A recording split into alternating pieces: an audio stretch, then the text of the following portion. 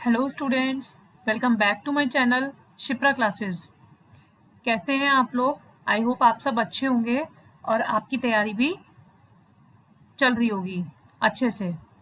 ठीक है, जैसा कि आप सभी को पता है कि हम टीचिंग एप्टीट्यूड पढ़ रहे हैं। Teaching aptitude very important unit मानी जाती है यूजीसी एनटीए नेट में, क्योंकि इसमें से क्वेश्चंस काफ़ी ज़्यादा पूछे जाते हैं।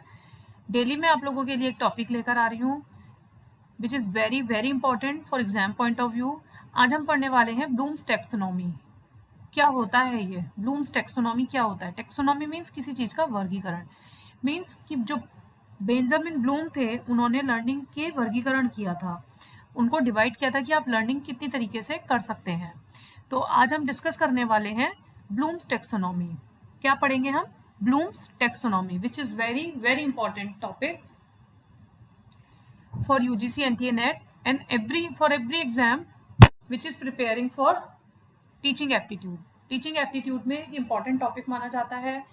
आप सीटेट का एग्जाम दे रहे हैं, आप यूटेट का एग्जाम दे रहे हैं, आप केवीएस का एग्जाम दे रहे हैं, ईएमआरएस का एग्जाम दे रहे हैं, यूजीसी एनटीए नेट का एग्जाम दे रहे हैं, या अभी उत्तराखंड एलटी का एग्जाम होने वाला है। तो सारे एग्जाम्स को ध्यान में रखते हुए ये टॉपिक बहुत ज़्यादा इम्पॉर्टेंट है, तो इसको ध्यान से समझिएगा। और मैं इम्पॉर्टेंट टॉपिक डिस्कस करने वाली हूँ। इसके सबसे पहले तो हमें पता होना चाहिए कि ब्लूम्स टैक्सोनॉमी क्या है, हमें इसे क्यों पढ़ना है। बेंजामिन ब्लूम जो थे उन्होंने एक टैक्सोनॉमी दी थी हमें लर्निंग को लेकर, ठीक है, कि हम किस तरीके से लर्निंग कर सकते हैं। तो उनके अकॉर्डिंग 3 टाइप्स ऑफ लर्निंग होती है, 3 टाइप्स ऑफ डोमेन होते हैं जिसके थ्रू हम लर्निंग कर सकते हैं। तो चलिए स्टार्ट करते हैं हमारा आज का discussion. Bloom's taxonomy. Bloom's taxonomy क्या है? Bloom's domains of learning. Bloom's के लर्निंग के डोमेन की किस किस डोमेन में हम लर्निंग कर सकते हैं। किसने दिया है ये ब्लूम्स टैक्सोनॉमी? ब्लूम्स का फुल नेम क्या है? बेंजामिन ब्लूम, ठीक है। तो उन्होंने there are 3 types of domain, cognitive, affective and psychomotor. Cognitive का मीनिंग हुआ माइंड से, हेड से, ठीक है। इसमें 3H आपको लर्न रखने हैं, head, heart, hand. Cognitive means head, दिमाग से, माइंड की जब हम बात करेंगे तो वहां पर क्या बात आएगी? कॉग्निटिव डोमेन की, ठीक है। Affective domain, affective means heart, attitude, जहां पर फीलिंग्स की बात आ जाए, जब हम दिल से सोचते हैं, ठीक है, जहां फीलिंग्स की बात आ जाए, एटीट्यूड की बात आ जाए, तो वो हो जाता है affective domain. Next one is psychomotor domain. Psychomotor domain means hand skills, जहां पर लर्निंग बाय डूइंग की बात हो, प्रैक्टिकल नॉलेज की बात हो, प्रैक्टिकल आप कुछ करके सीख रहे हैं, तो वहां पर वो किस डोमेन में आता है? साइकोमोटर डोमेन में। जब आप कुछ करके सीख रहे हैं, learning by doing, practical work कर रहे हैं, it means it comes under which domain? Psychomotor domain. जब आप फीलिंग्स के थ्रू कुछ सीख रहे हैं, दिल से कुछ समझ रहे हैं, कुछ एटीट्यूड है, आपकी एटीट्यूड यूज कर रहे हैं, अपना फीलिंग्स यूज कर रहे हैं, तो वहां पर आपका क्या यूज हो जाएगा? हार्ट यूज हो जाएगा। तो वो किस डोमेन में आ जाएगा? अफेक्टिव डोमेन में। इसी तरीके से एक हमारा है कॉग्निटिव डोमेन, जब हम माइंड का यूज करते हैं, हेड अपना यूज करते हैं, दिमाग से कुछ सीख रहे हैं, तो वो आ जाएगा आपका कॉग्निटिव डोमेन में। अब इन तीनों डोमेन्स को भी बेंजामिन ब्लूम ने कुछ पार्ट्स में डिवाइड करा था कि कैसे हम स्टेप बाय स्टेप सीख सकते हैं, from cognitive domain, from affective domain and from psychomotor domain. तो हम स्टार्ट करते हैं कॉग्निटिव डोमेन से। देखिए कॉग्निटिव डोमेन में क्या है? कॉग्निटिव डोमेन की जो हायरार्की दी थी बेंजामिन ब्लूम ने, नाउन फॉर्म में दी थी 1956 में, ठीक है। ये आपको लर्न रखना है कि कॉग्निटिव डोमेन जो है ब्लूम के द्वारा नाउन फॉर्म में दी गई थी 1956 में। फिर इसमें कुछ चेंजेस किए गए। चेंजेस करने के बाद में ये नाउन फॉर्म से हो गई वर्ब फॉर्म में। और जो किसने इम्प्रूवमेंट किया इसमें? डेविड क्रेथवॉल ने। किसने इम्प्रूवमेंट किया? डेविड क्रेथवॉल में, इन द ईयर 2001 में। तो आपको ये दोनों नाम लर्न होने चाहिए कि 1956 में जो नाउन फॉर्म में हमें कॉग्निटिव डोमेन के स्टेप्स दिए गए थे वो ब्लूम के द्वारा दिए गए थे, और जब उसमें चेंजेस हुए और जब वो फॉर्म की वर्ब की फॉर्म में चेंजेस हुए तो वो डेविड क्रेथवॉल ने दिए थे इन द 2001 में, ठीक है। तो अब हम इनके स्टेप्स लर्न करते हैं। देखिए स्टेप्स के लिए मैंने नीचे आपको ये लिख दिए हैं शॉर्ट फॉर्म, सब सारे लेटर्स की, सारे वर्ड्स की फर्स्ट लेटर हमने नीचे लिख दिए हैं ताकि आपको इजीली लर्न हो जाए।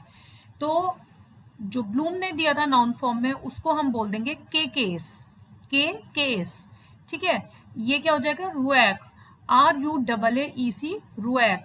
तो ये तो हो गए शॉर्ट फॉर्म में आपको लर्न करने का एक ट्रिक। अब अगर आपसे बात की जाए, आपसे पूछा जाए कि के को एग्जैक्टली हम कहते क्या है, के केस तो आपको याद हो गया, लेकिन के C double A S E इसका मीनिंग क्या है? K for knowledge, C for comprehension, A for application, and second A is analysis, S for synthesis and E for evaluation. देखिए सबसे पहले आप क्या करते हैं, जैसे मैं अभी आपको बता रही हूँ, तो आप नॉलेज गेन कर रहे हैं, आप टॉपिक को समझने की कोशिश कर रहे हैं। कॉम्प्रीहेंशन, अब आप उसको डीपली कॉम्प्रीहेंड करेंगे, समझेंगे कि what is the exactly meaning of this Bloom taxonomy. ठीक है, तो ये हो गया कॉम्प्रीहेंशन। अब उसके बाद में जो भी आपने सीखा है, नॉलेज में तो सिर्फ आपने जाना, कॉम्प्रीहेंशन में आपने कुछ सीखा, उसके बाद में अब आपका नंबर आया है इसको अप्लाई करने का, कि जैसे आपने पहले एग्जाम के लिए प्रिपेयर किया, नॉलेज गेन कर ली, अब उसको आपने कॉम्प्रीहेंशन किया, मीन्स उसको अच्छे से समझने की कोशिश करी। अब जब एग्जाम की बारी आई तो आपने अब अपनी नॉलेज को वहां पे अप्लाई किया। अप्लाई करने के बाद में जब आपका रिजल्ट आया, तब आपने एनालिसिस किया कि पार्ट्स में कि आप कहाँ कमी रह गई थी, एनालाइज कर रहे हो अब आप कि मेरे नंबर अगर कम रह गए हैं तो किस सब्जेक्ट में या किस यूनिट में या किस टॉपिक पर मुझे अभी फोकस करने की जरूरत है। अब जब आपने एनालाइज कर लिया, तो एनालाइज करने के बाद में सब कुछ आप क्या है इकट्ठा करेंगे, मीन सिंथेसिस मीन सब कुछ जोड़ के चलना। अब जब सब कुछ आपने एनालाइज करके उसको जोड़ लिया, लास्ट फिर आपका आता है इवेल्युएशन, फिर आपकी बारी आती है इवेल्युएट करने की, आप किस तरीके से उसको इवेल्युएट कर पाते हैं। तो ये है लोएस्ट से हाईएस्ट की तरफ, knowledge is your lowest and the evaluation is your highest level. तो ऐसा भी एग्जाम में पूछा जाता है कि which is lowest and which is highest, तो आपको 4 ऑप्शन दे दिए जाएंगे और उसमें से पूछ लिया जाएगा कि which is lowest and which is highest. अगर इवेल्युएशन उसमें दिया गया है तो इवेल्युएशन हाईएस्ट होगा, और सपोज टू बी इवेल्युएशन नहीं है, आपसे कह दिया जाए knowledge, application, analysis and synthesis which is highest level from Bloom taxonomy, तो आप क्या करेंगे उसमें synthesis, and the lowest is knowledge. तो ये तो हुआ नाउन की फॉर्म में जो ब्लूम ने दिया। अब जब इसको वर्ब की फॉर्म में चेंज किया गया, तो वो नॉलेज से क्या हो गया, रिमेंबर, मीन्स रिमेंबरिंग, कि आपको याद करना है उस चीज को। नॉलेज समझ रहे थे आप कुछ, अभी क्या हो गया है, अब आप उसको याद कर रहे हैं। तो it means R for remember, understand, जो चीज आप याद कर रहे थे अब आप उसको समझ रहे हैं। इट मीन्स कि याद रखने के बाद में आपने अब उसे समझना शुरू कर दिया है। नेक्स्ट वन इज, अब समझने के बाद में आता है आपका थर्ड पॉइंट, अप्लाई। अप्लाई, अब आपने जो भी नॉलेज गेन करी है अब आप उसको अप्लाई कर रहे हैं। अप्लाई करना कि आपने सबसे पहले किसी चीज को याद किया और उसके बाद में आपने उसको समझने की कोशिश करी। जैसे पहले बच्चों को सिर्फ 1 2 3 4 5 6 रटवा दिया जाता है कि याद कर लो, रट्टाफिकेशन। लेकिन जैसे जैसे वो बड़े होते हैं उन्हें उन नंबर्स के बारे में, उन लेटर्स के बारे में, या फिर जैसे वो वर्ड बनाने लगते हैं, CAT कैट, DOG डॉग, अभी तक तो उन्हें सिर्फ डी पता था, लेकिन अभी उन्हें DOG डॉग पता है, मतलब वो लेटर से वर्ड्स बना रहे हैं। तो इट मीन्स पहले वो याद रख रहे थे, अब वो समझ रहे हैं। अब उनकी नॉलेज को अप्लाई करने का टाइम आ गया है। अब उन्होंने अपनी नॉलेज को अप्लाई किया, देन एनालाइज किया, फिर इवेलुएट किया, देन क्रिएट किया। अभी यहाँ पर क्या चेंजेस हुए हैं, देखिए, आर फॉर रिमेम्बरिंग, कॉम्प्रीहेंशन को हम क्या कहते हैं, अंडरस्टैंड भी बोलते हैं। तो हमने यहाँ पर कॉम्प्रीहेंशन की जगह क्या ले लिया, अंडरस्टैंड, विच इज अंडरस्टैंडिंग, क्योंकि ये वर्ब की फॉर्म में है। अब यहाँ पर अप्लाइंग, क्या अब आप यहाँ पे अप्लाई कर रहे हो, एप्लीकेशन से क्या बना, अप्लाई, एनालिसिस से क्या बना, एनालाइज, सिंथेसिस यहाँ पर लास्ट हो जाएगा, क्रिएट, और इवेलुएशन उससे पहले आ जाएगा, इवेलुएट। आप एनालाइज करने के बाद में इवेलुएट करेंगे, जब आपको समझ में आ जाएगा कि हाँ, इवेलुएट करने के बाद में कि आपको कहाँ समझना है और अभी कहाँ आप अच्छा परफॉर्म कर पा रहे हैं, तो उसके बाद में आप अपना फाइनल लेवल क्या रखेंगे, क्रिएट, तब आप कुछ नया क्रिएट करेंगे। तो ये हुआ आपका वर्ब की फॉर्म में, remembering, understanding, applying, analysing, evaluating and creating. तो क्या हमें समझ में आया कॉग्निटिव डोमेन में, जब हम माइंड से, हेड से, इन चीजों से कुछ भी चीज सीख रहे हैं तो वो कॉग्निटिव डोमेन के अंदर आता है। ब्लूम ने 1956 में नाउन फॉर्म में इसके लेवल्स दिए थे और डेविड क्रथवॉल ने 2001 में इसको वर्ब की फॉर्म में चेंज किया था। तो ब्लूम के अकॉर्डिंग वो केस की हायरार्की बनती है और डेविड क्रेथवॉल के अकॉर्डिंग ये रुएक की हायरार्की बनती है। ठीक है, तो ये तो हुआ हमारा कॉग्निटिव डोमेन। आई होप आपको समझ में आया होगा। अगर कहीं कुछ समझ में नहीं आया हो तो प्लीज मुझसे कमेंट करके पूछ लीजिएगा। नेक्स्ट आता है अफेक्टिव डोमेन। अफेक्टिव डोमेन में मैंने आपको क्या बताया था, अफेक्टिव डोमेन का मीनिंग होता है लाइक फीलिंग।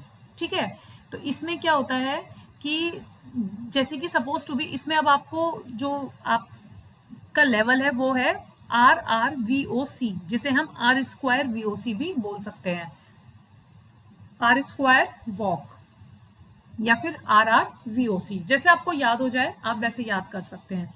सबसे पहले आता है रिसीविंग।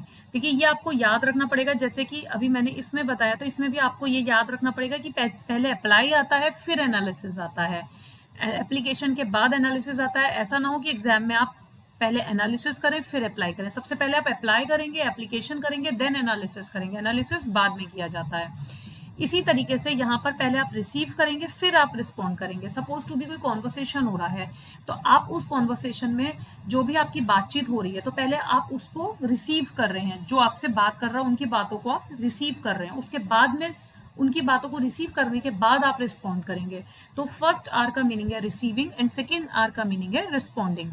तो रिसीविंग का मतलब क्या हुआ कि जैसे अगर कोई टीचर आपसे या पेरेंट्स आपसे डेली बोलते हैं कि डेली आपको मैथ्स प्रैक्टिस करनी चाहिए, क्योंकि मैथ्स की प्रैक्टिस डेली करने से मैथ्स स्ट्रांग होता है और प्रैक्टिस करने से आपका मैथ्स अच्छा रहता है। हर एग्जाम में मैथ्स आता ही है तो इसलिए स्टूडेंट्स को बोला जाता है कि डेली मैथ्स कीजिए ताकि आप इजीली क्वेश्चंस को मैथ्स के सॉल्व कर पाएं। तो जैसे कि टीचर ने पूछा कि क्या आप डेली मैथ्स यूज करते हैं, मैथ्स सॉल्व करते हैं, अब आपने रिस्पॉन्ड क्या दिया कि यस और नो। हाँ, और फिर उसके बाद में आप सोचेंगे कि क्या हमें पेरेंट्स ने या मम्मा ने या टीचर ने ऐसा कहा है तो हमें क्या डेली मैथ्स करना चाहिए। अब आप सोच रहे हैं, इट मीन्स उनकी बातों को वैल्यू दे रहे हैं कि हाँ अगर मदर ऐसा कह रही है या टीचर ऐसा कह रही है तो हमें डेली मैथ्स सॉल्व करना चाहिए।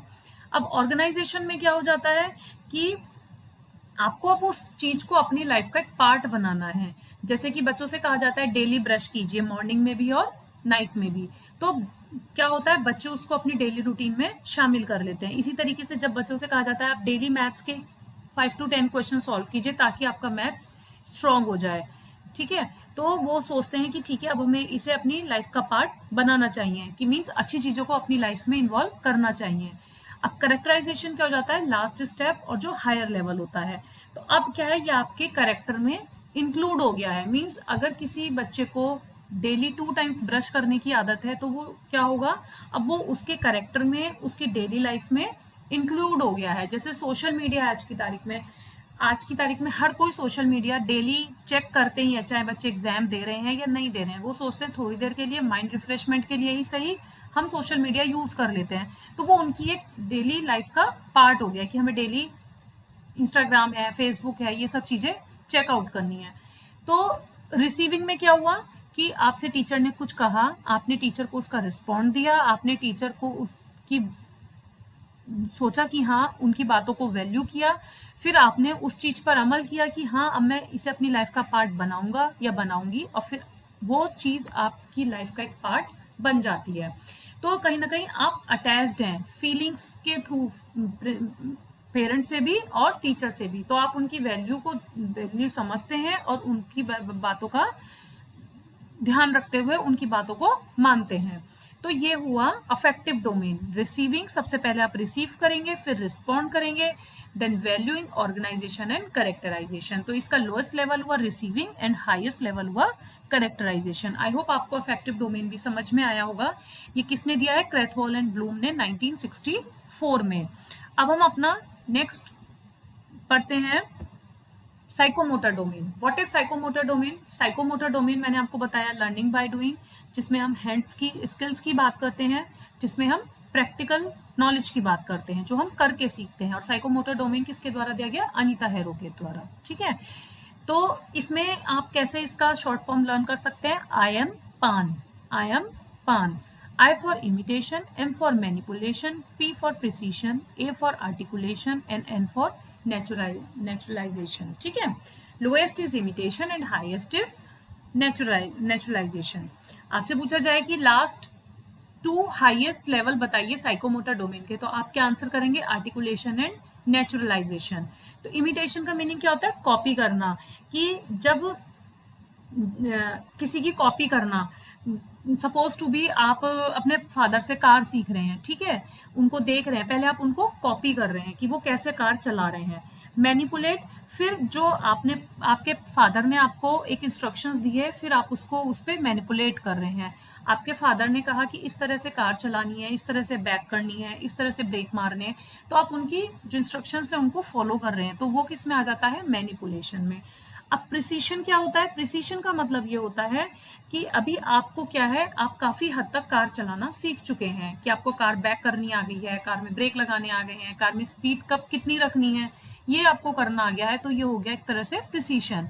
आर्टिकुलेशन की बात करें तो उसमें आ जाता है स्किल, कि अब आप जो चीज सीख रहे थे, अब आप उसमें आपको मास्टरी मिल गई है, अब आप सारे फंक्शंस इजीली कार के यूज कर पा रहे हैं कि कैसे कार ड्राइव करनी है।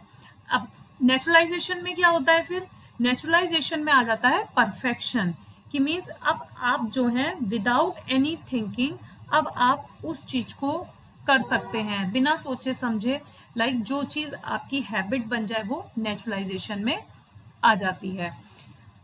ये तो मैंने आपको दिया कार का एग्जाम्पल। अगर हम किसी बच्चे को साइकिल भी सिखाते हैं तो उसके भी स्टेप्स यही होते हैं, पहले वो कॉपी करेगा, पहले उसको बच्चे को साइकिल चलाना सिखाया जाएगा, फिर उसकी मदर या फादर जो उसको साइकिल सिखा रहे हैं वो उनको बोलेंगे बेटा ब्रेक कैसे लगाते हैं, आप कैसे साइकिल चला सकते हो, फिर वो धीरे धीरे चलाना स्टार्ट करता है, धीरे धीरे स्पीड बढ़ाना, ब्रेक लगाना सीखता है, देन फाइनल जब वो अच्छे से साइकिल चलाना सीख जाता है तो वो नेचुरलाइजेशन में आ जाता है, जब वो बिना सपोर्ट के, बिना पेरेंट्स की सपोर्ट के, बिना किसी की सपोर्ट के इजीली साइकिल चला पा रहा है।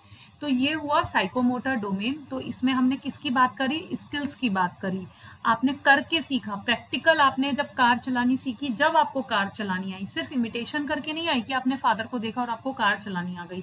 उसके लिए आपको 5 स्टेप्स फॉलो करने पड़े: imitation, manipulation, precision, articulation and naturalisation. ठीक है, तो ये हुए हमारे ब्लूम्स टैक्सोनॉमी के 3 steps: cognitive domain, affective domain and psychomotor domain. I hope आपको अच्छे से समझ में आया होगा। मैंने पूरी कोशिश करी है कि सिंपल वे में मैं आपको ब्लूम्स टैक्सोनॉमी समझा पाऊँ, और अगर कहीं भी कोई परेशानी आ रही है तो प्लीज़ मुझसे कमेंट करके पूछिए, ताकि मैं आपकी हर तरीके से हेल्प आउट कर पाऊँ। और अगर आज की वीडियोज़ आपको पसंद आई हो तो लाइक, शेयर एंड सब्सक्राइब करना मत भूलिएगा। And thank you for watching.